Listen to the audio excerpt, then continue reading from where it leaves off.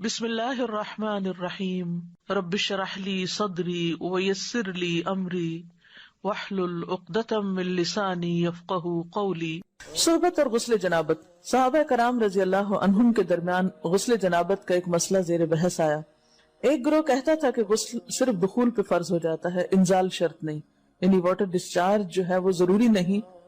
دوسرا گروہ بیان کرتا تھا کہ وجوب غسل کے لیے دخول کے ساتھ انزال بھی شرط ہے۔ یہ طویل مباحثہ کسی فیصلہ کن صورت پر منتج نہ ہوا۔ آخر قرار پایا کہ ام المومنین حضرت عائشہ رضی اللہ عنہا سے دریافت کیا جائے۔ حضرت عائشہ نے کہا کہ رسول اللہ صلی اللہ علیہ وسلم نے فرمایا، اذا جلس بین شعبها الاربع ومس الختان الختان فقد وجب الغسل۔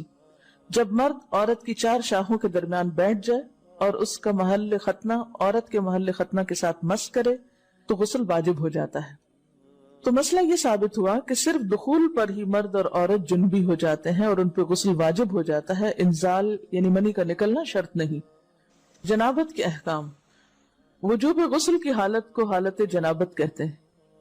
وجوب غسل یعنی جب غسل واجب ہو جاتا ہے تو اس حالت کو جنابت کہتے ہیں۔ جنابت کا لفظ جم سے، جم پہلو کو کہتے ہیں، نہیں بچنا۔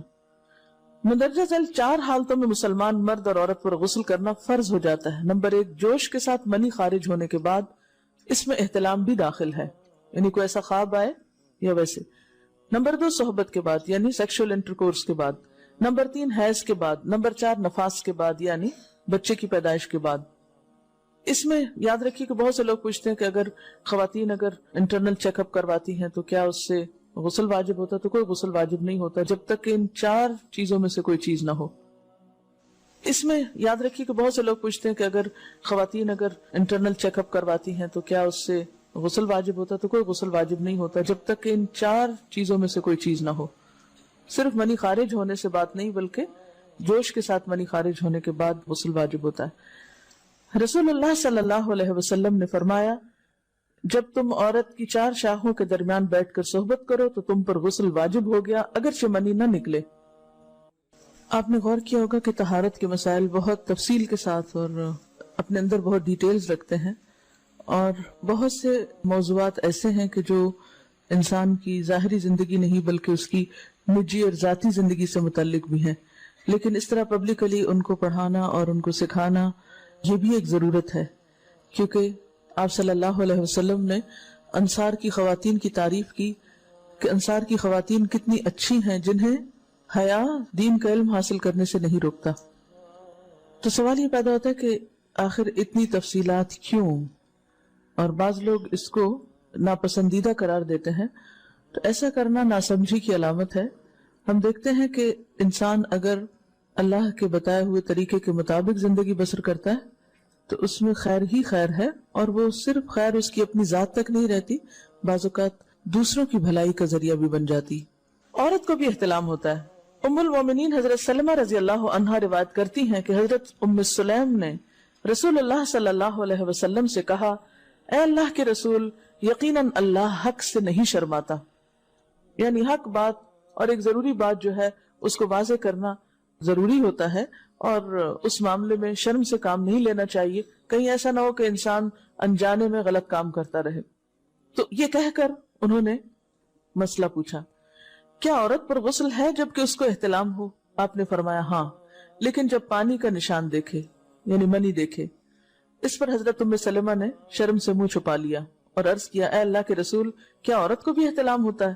آپ نے فرمایا ہاں ہوتا ہے، تیرا داہنا ہاتھ خاک آلود ہو، یعنی ایک پیار کی ڈانٹ تھی۔ اور اس میں ہو سکتا ہے کہ مزاج کا فرق ہو، بعض خواتین کے ساتھ ایسا نہ ہو اور بعض کے ساتھ ایسا ہو، لیکن اس میں جو اصل چیز ہے وہ ایکسیسو واٹر ڈسچارج ہے۔ اس میں کہیں ایسا نہ ہو کہ لیکوریا وغیرہ کے ساتھ اس کو ریلیٹ کر دیا جائے، دونوں چیزوں میں فرق ہے۔ اور احتلام جو ہے وہ سوتے وقت ہوتا ہے، یعنی سو کر اٹھنے پر اگر انسان اپنے کپڑوں پر زیادہ ڈسچارج دیکھے، خواہ کوئی خواب یا کوئی فیلنگ یاد نہ بھی ہو، تو پھر غسل کرنا ضروری۔ معلوم ہوا کہ عورت یا مرد نیند سے اٹھ کر اگر تری یعنی نشان منی دیکھیں تو یہ احتلام کی علامت ہے، لہٰذا ان پر غسل کرنا فرض ہو جاتا ہے۔ اور اگر احتلام کی کیفیت انہیں یاد ہو لیکن نشان نہ پائیں، یعنی خواب یاد ہے لیکن کوئی سامنے علامت نہیں، تو غسل فرض نہیں ہوگا۔ ایسی صورت میں شک کی ضرورت نہیں ہے کہ نہیں وہ میں نے خواب دیکھا اور مجھے خواب بالکل صحیح یاد ہے تو مجھے نہانا چاہیے. نہیں، محض خواب پر نہیں نہایا جائے گا جب تک کہ فزیکلی کوئی ایسی چیز سامنے دیکھی نہ جائے. حضرت ام سلمہ روایت کرتی ہیں کہ میں نے کہا اے اللہ کے رسول صلی اللہ علیہ وسلم، میں اپنے سر کے بال خوب مضبوط گوندتی ہوں، کیا میں انہیں غسل جنابت کے وقت کھولا کروں؟ آپ نے فرمایا ان کا کھولنا ضروری نہیں، تیرے لیے یہی کافی ہے کہ 3 لپ پانی اپنے سر پر ڈالے، پھر اپنے سارے بدن پر پانی بہائے، پس تو پاک ہو جائے گی. یعنی بالوں کی جڑیں بھیگنا، سکن بھیگنا ضروری ہے، سارے بال کھولنا ضروری نہیں ہے. جنبی کے بالوں کا مسئلہ. حضرت عائشہ کو خبر ملی کہ حضرت عبداللہ ابن عمرو عورتوں کو غسل جنابت کے لیے بال کھولنے کا حکم دیتے ہیں. فرمانے لگی ابن عمرو پر تعجب ہے، انہوں نے عورتوں کو تکلیف میں ڈال دیا، وہ انہیں سر منڈوانے کا حکم کیوں نہیں دے دیتے؟ یہ حضرت عائشہ کی ڈانٹ تھی. یعنی وہ یہ تو کہنے کہ عورتیں بال کھول کھول کے نہائیں تو وہ پھر سیدھا یہی کہے کہ عورتیں بال منڈوا لیں. میں اور رسول اللہ صلی اللہ علیہ وسلم ایک ہی برتن میں غسل کرتے اور میں اپنے بال کھولے بغیر سر پر 3 چلو سے زیادہ پانی نہیں ڈالتی تھی. معلوم ہوا کہ غسل جنابت کے لیے بال کھولنے کی ضرورت نہیں، مگر یہ حکم صرف غسل جنابت کا ہے. غسل حیض کے لیے بالوں کا کھولنا ضروری ہے کیونکہ وہ مہینے میں ایک دفعہ ہے. حضرت عائشہ سے روایت ہے کہ انہیں رسول اللہ صلی اللہ علیہ وسلم نے غسل حیض کے لیے فرمایا اپنے بال کھولو اور غسل کرو. اس میں آپ دیکھیے کہ دونوں چیزوں میں فرق کیوں ہے، دونوں کی نوعیت فرق ہے. اور حیض جو ہے وہ ایک نجاست کی کیفیت بھی ہے نا، قل ہوا اذی، تو اس کے بعد نہانا اور نہا کر خوشبو لگانا خاص طور پر اس کا سارا حکم آتا ہے. لیکن غسل جنابت میں نجاست کی وہ کیفیت نہیں ہے. یعنی حیض کا خون اور منی جو ہے ان دونوں کے حکم میں بھی فرق ہے. ٹھیک ہے نا. بعض علماء کے خیال میں جو منی ہے اٹ سیلف وہ ناپاک چیز نہیں ہے. اگر کسی کپڑے وغیرہ کو لگ گئی تو وہ کپڑا ناپاک نہیں، اگر اس کو خشک ہونے پر کھرچ کے صاف کر دیا جائے تو کپڑا صاف ہو جائے گا. لیکن خون حیض پر آپ صلی اللہ علیہ وسلم کیا فرمایا؟ چٹکیوں سے مل مل کے اس کو صاف کر کے دھوئے. تو ان دونوں میں بھی فرق ہے. لہٰذا ان دونوں کے بعد نہانے کے حکم میں بھی فرق ہے. ایک میں بال کھولے جائیں گے اور بال بھی دھوئے جائیں گے اور بالوں کی جڑیں بھی دھوئی جائیں گی، جبکہ دوسرے عام غسل جنابت میں بال کھولنا اور پورے بال دھونا شرط نہیں. بہت سی بچیاں ایسی جن کی شادی ہوتی ہے اور اس کے بعد انہیں ان مسائل کا پتہ نہیں ہوتا، یا تو وہ شرم کے بارے نہاتی نہیں، یا نہاتی ہیں تو پھر وہ پورے بال دھو دھو کے سکھانے میں اور ان چیزوں میں اتنا وقت ضائع کر دیتی ہیں کہ پھر بعضوں کا شوہر کی نافرمانی اور آپس کے تعلقات میں ٹینشن، لوگوں کا خوف. تو اگر دین کا صحیح مسئلہ پتا ہو تو انسان ان تمام مشقتوں سے بچ جاتا ہے اور ایک نارمل روٹین کی لائف گزار سکتا ہے.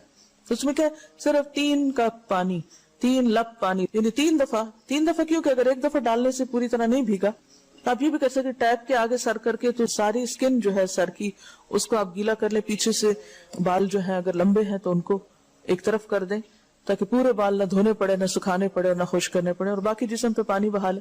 دوسری صورت یہ ہے کہ مگ میں پانی لے کے تو اس کو آپ تھوڑا تھوڑا کر کے پورے کو ایک دفعہ کریں، پھر اس کے بعد دوبارہ کریں اور تیسری دفعہ رول کر کے بالوں کو پیچھے سے شاور کیپ ڈال لیں اور باقی جسم پھر دھو لیں. شاور کیپ سے کیا ہوتا ہے عام طور پر کہ پیچھے کے جو سارے لمبے بال ہیں پھر وہ نیچے گر کے گیلے نہیں ہوتے، وہ آپ کے سر پہ ٹک جاتے ہیں. تو سر کی اسکن دھوئیں اور بالوں کو جوڑے کی شکل میں باندھ کے اوپر شاور کیپ پہن کے پھر باقی جسم کو اچھی طرح دھو لیں. تو اس میں آپ دیکھیں کہ جب بالکل سر کے سکن کا حصہ ہی تر ہوگا، اور یہ 3 دفعہ کرنا ہوگا، ایک دفعہ سے نہیں کام چلے کہ 3 دفعہ کرنا تاکہ کوئی بھی بال برابر جگہ سکن کی خشک نہ رہ جائے. تو اس سے کیا ہوگا کہ جتنا کم بال گیلے ہوں گے اتنے کم دیر میں ان کو خشک بھی کیا جا سکتا ہے اور کسی بھی مشقت کے بغیر انسان نماز پڑھ سکتا ہے.